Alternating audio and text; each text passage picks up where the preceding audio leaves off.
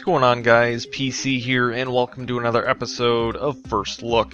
Today we're taking a first look at Vanishing Point on the Dreamcast. This is a racing game by a company named Clockwork Games. Now, Clockwork Games does not seem to have made any other games other than Vanishing Point. They released the game on the PlayStation 1 as well as the Dreamcast, and they just seem to have vanished after that. No pun intended. But yeah, this is the only game they ever made. But this game is interesting for a couple reasons. The first one is the game, they touted the game as having a very, very good draw distance, meaning you pretty much don't see anything popping in the distance as you're driving down the track, which is really nice. The other thing is they spent a lot of time developing the physics for the game, making sure it was as accurate as possible. They had physics students and a bunch of people working specifically on the physics for the game to make sure it was really accurate. So I guess we'll see how accurate that is. But anyway, let's jump into this. Let's go to, actually there's an internet challenge, which is interesting. I didn't know this game had any internet features, so that's cool. But anyway, let's just jump into the arcade mode. So we have tournament, single race, time trial, and stunt driver. Stunt driver sounds interesting. Let's go to the single race. Okay, so we do have licensed cars. Ford Explorer, Ford Mustang, Cobra. Looks like most of them are locked at this point. So I guess I have to unlock a lot of them. Car models actually look quite nice. Some nice reflections. I've heard this game is one of the best looking games on the Dreamcast.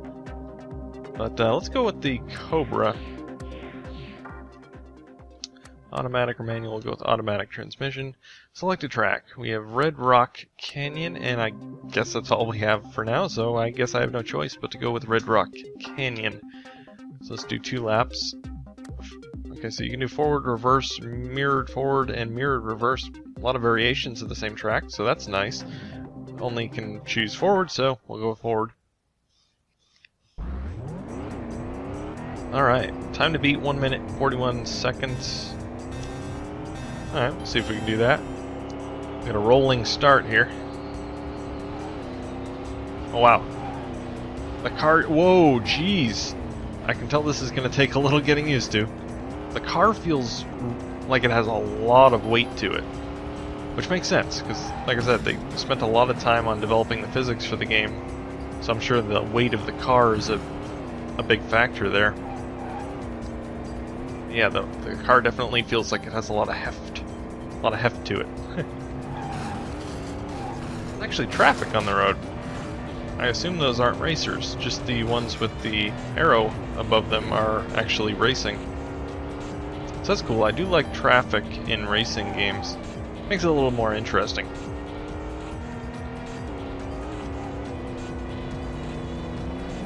Ooh, jeez. Whoa, easy, very easy to lose control. Oh, man. Okay. Gotta gain control again here.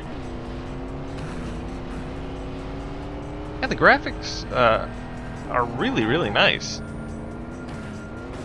Some nice reflections on the cars, maybe not as many reflections as, say, something like Tokyo Extreme Racer or Tokyo Extreme Racer 2, but still really nice. The car models look really accurate. The environments look nice as well.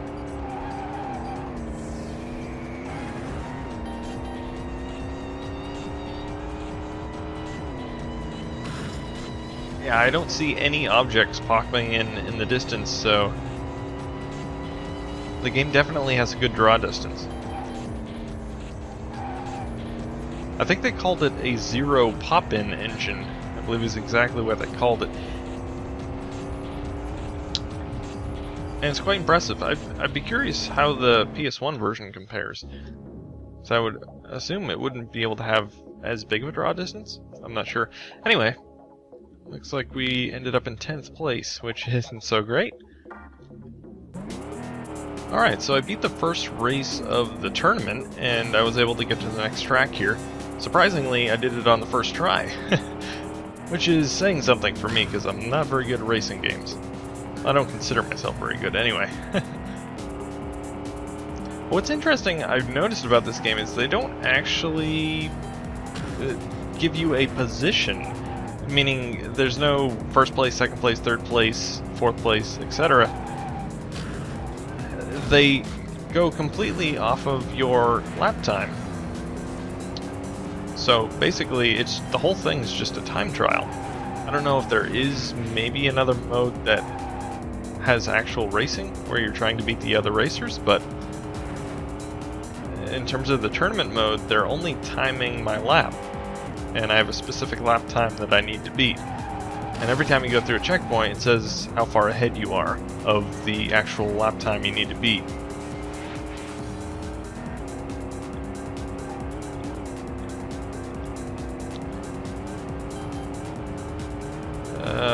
Final lap, I believe. Oh no, okay, there's 2 laps in this one. Actually, I think there were 2 laps in the first one.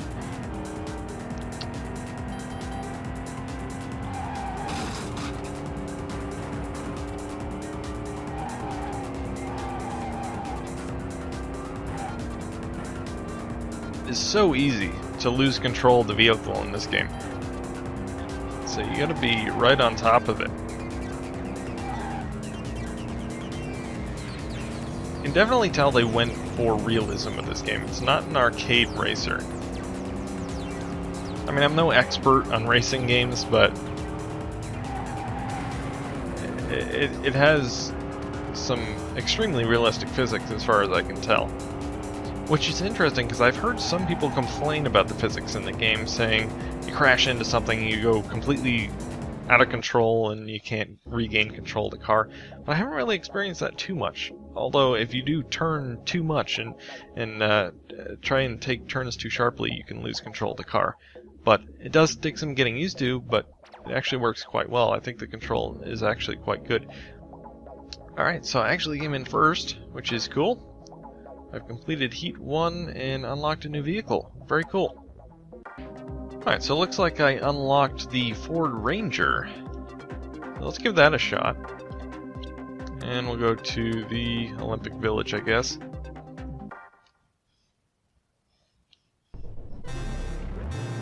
Alright, we'll see how the truck handles in comparison to the Cobra. Whoa, whoa, whoa, whoa, whoa! Definitely just as easy to lose control.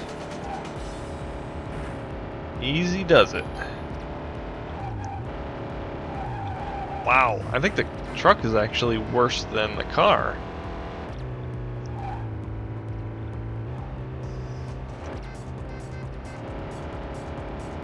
I have heard that the vehicles you unlock later in the game actually handle better, or a lot better than the ones you get initially.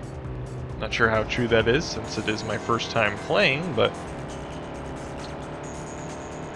yeah, they definitely take some getting used to. But I'd say I definitely prefer the Cobra over the truck here.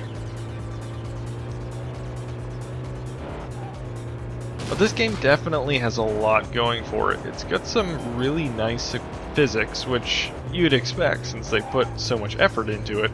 And the graphics are gorgeous, especially in VGA. The game looks sharp. The details on the cars are absolutely fantastic.